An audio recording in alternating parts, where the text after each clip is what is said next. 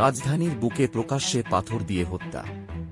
শুনে বিশ্বাস হবে না, এক ভাঙারি ব্যবসায়ীকে মাথা থেঁতলে মেরে ফেলা হয়েছে শুধু চাঁদা না দেওয়ার কারণে।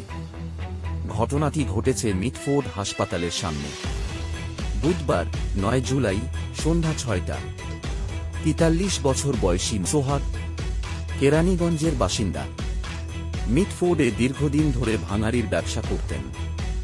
ঘাতক মঈন এবং তার ৪ মেয়েজন সহযোগী প্রকাশ্যে পাথর দিয়ে আঘাত করে, তারপর উলঙ্গ করে নির্মমভাবে পেটাতে থাকে।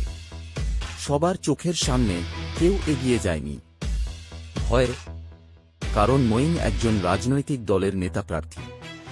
তাকে কেউ কিছু বলার সাহস পায়নি। সোহাগের বন্ধু মামুন জানায়, গত ২ মাস ধরে চাঁদা দাবি করছিল মঈন। টাকা না দেওয়ায় আগেই হুমকি দিয়েছিল, দেখে নেবে, আর শেষমেশ তাই করল। এই হত্যাকাণ্ডের ভিডিও এখন ভাইরাল। একজন লিখেছেন, ভিডিওটা বীভৎস, শেয়ার করার মতো না।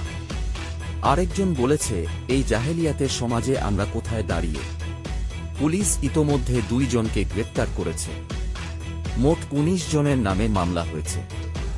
প্রশ্ন একটাই, রাজধানীর ব্যস্ত এলাকায় এত বড় অপরাধ, এত প্রকাশ্যে, আর আমরা সবাই শুধু দেখলাম।